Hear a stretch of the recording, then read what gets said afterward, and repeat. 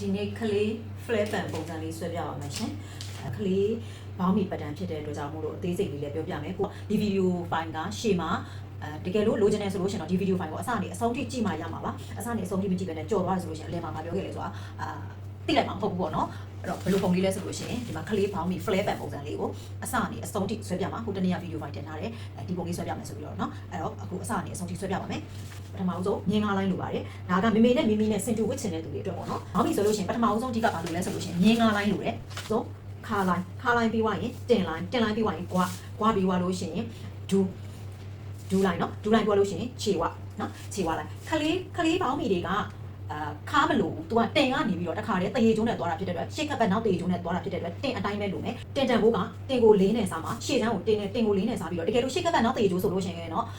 ရှေ့ချမ်းမှာဘာမှမပေါင်းဘူးပေါ့နော်တကယ်လို့ပတ်လေတရေကျိုးကြီးပဲဆိုလို့ရှိရင်တော့ရှေ့ချမ်းကို2စီရန်ပေါင်းမယ်ဒါမှမဟုတ်လို့ရှိရင်3စီရန်ပေါင်းမယ်ပေါ့နော်နောက်ချမ်းကိုလည်း3စီရန်ပေါင်းပေါ့ရှေ့ချမ်း3ပေါင်းရင်နောက်ချမ်းကိုလည်း3ပေါင်းပေါ့တရေကျိုးစားပေါ့နော်အခုဒီဟာကရှေ့ကပ်ဘက်နောက်တရေကျိုးဖြစ်တဲ့အတွက်ကြောင့်မလို့ဒီမှာကဘာမှမပေါင်းပါဘူးဘာမှပေါင်းပြီးတော့မရှိဘူးရှေ့ချမ်းကဘာမှပေါင်းပြီးမရှိဘူးတင်သူ့ရဲ့ကိုယ်တိုင်လေးဘယ်လောက်လဲဆိုလို့ရှိရင်တင်23နဲ့ဆွဲမယ်အရှေ့ကဘယ်လောက်လဲအရှေ့က22အရှိက22စင်တီမီတာပေါ့နော်ဒါလေးကခလေးက9နှစ်ဆိုင်9နှစ်ခွဲပေါ့နော်9နှစ်ခွဲ6နှစ်ထိဝင်လို့ရတယ်ပေါ့နော်ဒါသူ့ရဲ့ခါတင်လေးပေါ့နော်တင်က23အရှိက22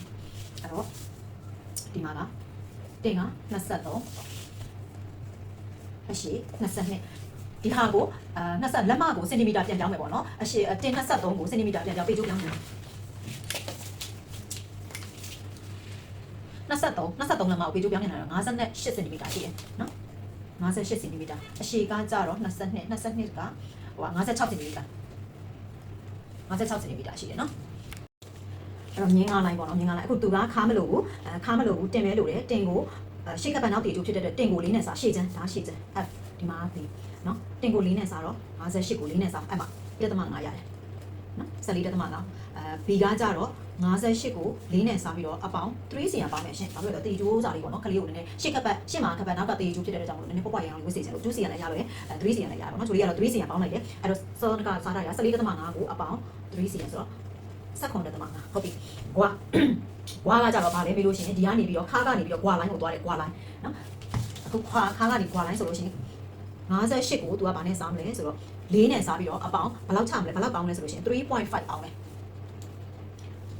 58ကိုအစား4နဲ့စားတော့14.5ကိုအပေါင်း 3.5 ဆိုတော့18ရပါတယ်ဂွာအချာက18စင်တီမီတာရတယ်เนาะ18စင်တီမီတာပြီးသွားလို့ရှိရင်ဂွာအထွက်ရှေ့ဂွာအထွက်က58ကိုရှေ့က20နဲ့စားနောက်ချမ်းကကြတော့58ကို10နဲ့စားเนาะရတယ်ဖြစ်အဲ့တော့58ကိုအစား20ဆိုရင်2.9ကရှေ့ဂွာအထွက်ကလေးเนาะဒီဟာကကြတော့နောက်ချမ်းကကြတော့58ကိုအစား109.8နော်9.8ရတယ်ခြေဝါးကကြတော့ချိုလေးဘယ်လောက်ယူမှာလဲဆိုလို့ရှိရင်အရန်ကြီးလဲပေါ့ရောင်မလို့ချင်ဘူးခေါင်းကဘလက်ကြီးမဖြစ်ချင်လို့ချိုလေးက45စင်တီမီတာပဲယူတယ်45စင်တီမီတာအဲ့ဒါကိုမှ45စင်တီမီတာကို45ကိုအစား2နဲ့စားတော့22.5ကိုမှပြန်စား3နဲ့ပြန်စားအရင်အရှက်ဗီဒီယိုဖိုင်မှာလူကြီးရဲ့ဗီဒီယိုဖိုင်မှာကိုယ်တိုင်းတွက်လေးလေးပါတယ်အဲ့ဒီမှာလဲဒီတိုင်းပဲတွက်ထားတာခြေဝါးကိုအဲ့တော့သွားပြီးတော့ကြည့်ပေါ့နော်22ကို3နဲ့စား22.5ကိုအစား3 9.5 3ပုံထည့်ပါနော်ဒါလေးကဆွဲနေတယ်ပြောပြမယ်ဒူးကောင်းမြင်အဲ့တော့မြင်းအတွက်ရပြီအစားသွင်းပြီးတော့ထည့်ပေးမယ်နော်ထည့်ပြမယ်အဲ့တော့ဒါကခါကနေပြီးတော့ဘလို့ရင်သွားမလဲဆိုခါကနေတင်ကိုရင်ခါကနေပြီးတော့ဂွားကိုရင်သွားမယ်တင်ကိုမသွားဘူးနော်ခါကနေဂွားက18စင်တီမီတာရှိတယ်ဒါလေးဂွားမြင်ဒါကခါမြင်ဒါဂွားပြီးသွားလို့ရှိရင်တင်မြင်တင်တောင်မှဒါကတင်တန်ဖို့တင်မြင်းရှိသေးတယ်တင်မြင်းကိုလိုချင်လို့ရှိရင်ဒီကတင်မြင်းကိုလိုချင်လို့ရှိရင်58ကို12နဲ့စား58ကိုအစား12 4.8နော်4.8အဲ့တော့ဒီကနေအပေါ်ကို4.8တက်မယ်ဂွာမြင်းကနေအပေါ်ကို4.8တက်တာဒီတင်မြင်းနော်အဲ့လိုမှတ်တယ်ဖြစ်နိုင်လို့ရှိရင်ဒီလိုမျိုးဒေါင်းမန်လေးပေးရလေး30ကျန်တယ်ဒါမှဒေါင်းမန်တိတိကျကျလေးရမှာပေါ့နော်အရှိကဘယ်လောက်ယူမှာလဲဆို22စင်တီမီတာ22အရှိ22လက်မကိုချိုလေးကပေချိုးပြောင်းပြန်လှန်ထားတော့အရှိက56စင်တီမီတာခါကနေပြီးတော့အရှိ56စင်တီမီတာပြီးသွားရင်ဒူလိုင်းရှာမယ်ဒူလိုင်းကကြတော့ဘယ်ကနေဘယ်လိုလဲဆိုရင်ကွာမြင်းနဲ့ဒီအောက်ခြေဝမြင်းနဲ့ရဲ့တဝက်ပြီးသွားလို့ရှိရင်အပေါ်ကိုစစ်စီရန်တက်အဲ့ဒါဒီဒူအောင်မြင်းဒီမှာ မှန်ပြီးသွားရင်အပေါ်ကိုစစ်စီရန်တက်ပေါ်ကိုစစ်စီရန်တက်ဒါဒီဒူးမြင့်တက်မြင့်တက်လိုက်2လိုက်3လိုက်4လိုက်5လိုက်ငင်း5လိုက်ဒါပါပဲနော်ဟိုအရင်ဆုံးအစားသွင်းမယ်တင်တန်ဖို့အစားသွင်းမယ်ရှေ့ချမ်းမှာတင်တန်ဖို့ကတင်ကိုလေးနဲ့စားပြီးတော့ဘာမှမပေါင်းထားပါဘူးရှေ့ခပတ်နောက်တည်ကျိုးဖို့လို့နော်ရှေ့ခပတ်နောက်တည်ကျိုးဖို့လို့ထပ်ပြောမယ်တကယ်လို့ပတ်လေတည်ကျိုးဆိုလို့ရှိရင်နော်ရှေ့ချမ်းကို2ပဲပေါင်းပေါင်း3ပဲပေါင်းပေါင်းကြိတ်တယ်လို့ပေါင်းနောက်ချမ်းကိုလည်းရှေ့ချမ်းပေါင်းတယ်လို့ပဲပေါင်းနော်အဲ့တော့ပတ်လေတည်ကျိုးဆိုရင်ပေါင်းအောင်မယ်ရှေ့ခပတ်နောက်တည်ကျိုးဆိုရင်ရှေ့ချမ်းမပေါင်းအဲ့တော့ရှေ့ချမ်းက58ကိုလေးနဲ့စားထားတော့14.5ရတဲ့တန်ဖိုးကိုခါရယ်တင်ရယ်ကွာရယ်ပေါင်းခတ်လိုက်ဒီလိုပေါင်းလေးရပါပြီနော်ခါရယ်တင်ရယ်ကွာရယ်ပေါင်းခတ်လိုက်ပြီပေါင်းခတ်ပြီးသွားပြီဆိုလို့ရှိရင်ဒီခါကနေပြီးတော့ဒီထဲကို1စီအောင်ဝင်ရှေ့ချမ်း1စီအောင်ဝင်နော်1စီအောင်ဝင်ပြီးသွားပြီဆိုလို့ရှိရင်ဒီကွာရယ်ဒီနေရာညာနဲ့ဆက်နော်ဒီလိုလေးအဲ့လိုလေးဆက်ပြီးသွားပြီဆိုလို့ရှိရင်ကွာအထွက်ရှေ့ကွာအထွက်ဒီတင်ကို20နဲ့စားထားတာအဲ့တော့တင်ကို20နဲ့စားထားတာက1.9 cm ရတယ်ရှေ့ကွာအထွက်1.9ဆိုတော့3 cm ပြည့်ကန်ဒီပေါ့ဒီမှာ3 cm ပြည့်ကန်ဒီဒါကိုတဝက်ဝက်ဒီတဝက်ဝက်တဲ့တန်ဖိုးတိုင်းဒီလိုလဲတဝက်ဝက်လာသူ့ရဲ့တန်ဖိုးတိုင်းပြီးသွားလို့ရှိရင်ဒီမှာဒီလိုလေးပိတ်သွားရင်ဘယ်မြင်းကိုကတ်နဲ့ဝိုင်းမှာလဲဆိုရင်ဒီအရှိကအရင်မြင်းမဟုတ်ဘူးမူရင်းမြင်းမဟုတ်ဘူး1 cm ကနေစောင်းထားတဲ့ဒီမြင်းရဲ့ဒီနားရဲ့ဒါရဲ့ကပ်လေးနဲ့ဝါဒါကတော့ဒီဟာလေးကတော့အရန်သေးနေတဲ့အတွက်ကြောင့်မို့လို့သေးလေးဆွဲပြတဲ့အတွက်ကြောင့်မို့လို့ကိုအဆင်ပြေအောင်လှအောင်ကြည့်ဝရတာပေါ့နော်သူ့ကိုတောင်းချုံနေမဖြစ်အောင်ဝက်ကလေးဝက်ပြီးပါနော်ဒီလိုလေးဖြစ်သွားပြီအဲ့လိုလေးဖြစ်သွားပြီဆိုလို့ရှိရင်အလဲမြင်းရှာမယ်အလဲမြင်းရှာရင်ဒီမှာဒီဆုံးထားတဲ့ဘွားထွက်သွားတဲ့ဒီမြင်းနဲ့ဒီကနေပြီးတော့တဝက်ပေးချို့ဒီလိုခိုင်းလိုက်ဒီမှာတဝက်မြင်း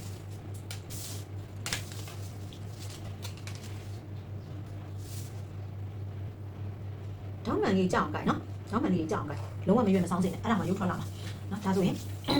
ဒါဒီအလယ်မြင်းရပါပြီအလယ်မြင်းရပါပြီဆိုလို့ရှိရင်ခြေဝမှာခြေဝကို45 cm ယူထားတယ်အဲ့အတွက်ကို45ကို2နဲ့စားတော့22.5 cm အဲ့ဒါက3နဲ့စားတယ်3နဲ့စားတော့လောက်ရတယ်ဆို9.5အဲ့ဒါကို3ပုံပုံထည့်မယ်ဆိုတာဒီလိုပြောတာနော်3ပုံပုံဆိုဒီဘက်ချမ်းကိုတစ်ပုံဒီဟာကဝါဘက်ချမ်းကိုတစ်ပုံထည့်မယ်9.5ဝါဘက်ချမ်းကိုတစ်ပုံထည့်လိုက်ပြီဒီဘက်ချမ်းကို2ပုံထည့်မယ်အဲ့ဒါမှပတ်လေးကိုပြန်တိုင်းလိုက်တဲ့အခါမှာ45 cm ကိုလိုချင်တယ်လို့ရမှာနော်ဒီဘက်ချမ်းက7.5 ဒီဘက်ကိုလည်းနောက်ထပ် 7.5 ဒါပေမဲ့ဒါကြီးဒီအရင်ကြီးတယ်လို့ထင်လို့ရှိရင်ကိုယ့်ဘက်ကိုဒီနှစ်ပုံမှာပြန်လျှော့လို့ရသေးတယ်ဒီမှာဒီ 7.5 ဆိုလို့ရှိရင်14 15ပေါ့နော်15 cm ဆိုအရင်ကြီးတယ်လို့ကိုယ်စိတ်ထဲမှာခံစားရတဲ့အတွက်ကြောင့်လို့ဒီဘက်ကို 7.5 ထားပြီးဒီဘက်ကို5 cm လောက်ပဲထားလိုက်တယ်အဲ့တော့12.5 ပေါ့နော်12.5 cm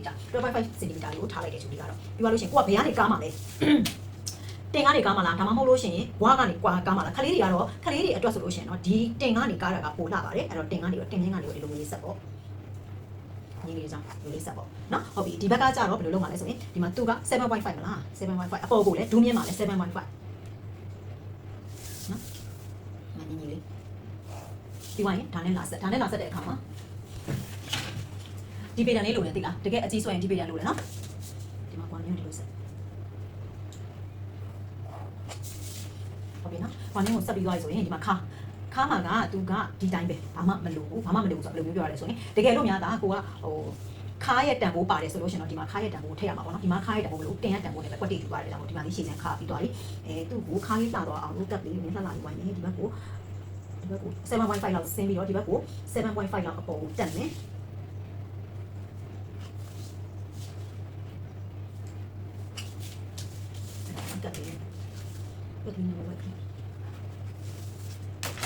်နေလိမ့်လောက်ပေါ့နော်ဒီတိုင်းလေးထားလိုက်ရတယ်နော်ဒါဆိုလို့ရှိရင်ဒါရှေ့ချမ်းပြီးသွားပြီရှေ့ချမ်းလေးပြီးသွားပြီအဲ့ဒါကိုမှကိုကခက်ဘက်ကလေးအတွက်ကိုနောက်ဆုံး file နဲ့ကြာမှခက်ဘက်ကိုယူပြမယ်အခုနောက်ချမ်းဆွဲမယ်နောက်ချမ်းဆွဲလို့ရှိရင်ပထမအဦးဆုံးဘယ်ကနေအရင်စဆွဲရမလဲဆိုရင်ဒီမှာဒီခါရဲ့မူလမြင်းကနေပြီးတော့ 3cm ထဲကိုဝင်မယ်ရှေ့ချမ်းမှာကြာ 1cm ဝင်တယ်နောက်ချမ်းကကြာတော့ 3cm ဝင်တယ် 3cm ဒါက F B ကိုဘယ်လောက်ယူမှာလဲဆိုရင် B ဒီ 3cm နော်ဟုတ်ပြီပြီးရင်အပေါ်နည်းနည်းလေးအပေါ် 2.5 စာလောက်ပို့တက်ထားလိုက်နော်3cm မြင်းနဲ့ဒီမြင်းနဲ့ကိုလာဆက်ဒါပေမဲ့အပေါ်ကို 2.5 လောက်ပို့ပြီးတော့ရှေ့ထားပေးပါရှင်နော်ဒါပြီနော်ပြီးသွားပြီဆိုလို့ရှိရင်သူတီလည်းဘယ်လောက်လဲအဲ့မှာတင်အစားသွင်းတော့မယ်တင်ရဲ့တန်ကိုအစားသွင်းတော့မယ်တင်ကသူကတေချိုးစာပါပေါင်းထားတဲ့အတွက်58ကို4နဲ့စားပြီးတော့ 3cm ပေါင်းထားတယ်အဲ့တော့ 17.5 cm 17.5 cm ဘယ်ကနေယူမှာလဲဆိုရင်သူဝင်ထားတဲ့ဒီမြင်းကနေပြီးတော့ 17.5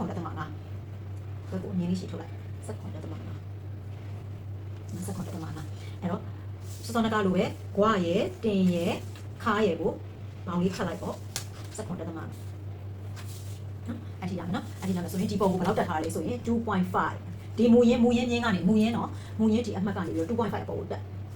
ဒီမှာ 2.5 အဲ့ 2.5 ကနေမှသူ့ရဲ့ခါးဒီဘယ်လောက်လဲ16.5ဒီလိုလေးစောင်းစောင်းလေးတိုင်းမယ်နော်စောင်းစောင်းလေးတိုင်းမယ်စောင်းစောင်းလေးတိုင်းလို့ရတဲ့စီကနေပြီး16.5ဒီမှာ16.5ဒီနားမှာရှိတယ်အဲ့ဒါဒီမှာခါရတယ်โอเคအဲ့ဒါခုဘာလို့ လဲဆိုရင်ဒီမှာကသူ့ရဲ့လူရင်းဒီလိုမျိုးပေါ့နော်အဲ့တော့ဒီမှာဒီလိုလေနော်မျက်လုံးထဲမှာဒီမြင်းတွေအရင်ရှုပ်နေလားရှုပ်ရင်ဒီမြင်းတွေကိုဖြတ်ပေးမယ်အဲ့တော့ဗာလဲဆိုရင်ဒီကနေပြီးတော့ဒီသည်16.5ဒီကနေပြီးတော့ဒီသည်ကိုကပြန်ပြီးတော့စောင်းစောင်းလေးပြန်ဆွဲရတဲ့အတွက်ကြောင့်မို့လို့ဒီကနေဒီသည်ဒီလိုလေး16.5ထိတယ်ဒီနေရာနဲ့ဒီမြင်းနဲ့ထိတဲ့16.5ကိုအမှတ်မှတ်ပြီးတော့ဒီအပွေးလေးနဲ့ဒီဟာလေးနဲ့ဒီလိုလေးလုပ်တာပါနော်အဲ့ဒါပြီးသွားရင်အောက်ကိုဂွားအချကဘယ်လောက်လဲမေးလို့ရှိရင် 1.5 အောက်ကိုဂွားအချက 1.5 cm ပါနော်နောက်ချမ်းက 1.5 cm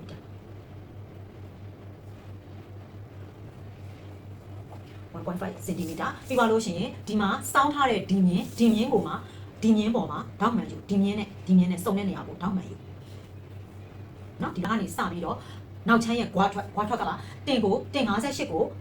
နဲ့စားတာ 5.8 နော် 5.8 ဒီကနေမှတ်မယ်ဒီနေရာကနေမှတ်နေရာရဲ့ဒီရှေ့ချမ်းရဲ့တဝက်ဝတ်ထားတဲ့ဂွားရဲ့တဝက်ဝတ်ထားတဲ့နေရာရဲ့ဒီမြင်းဆိုတာ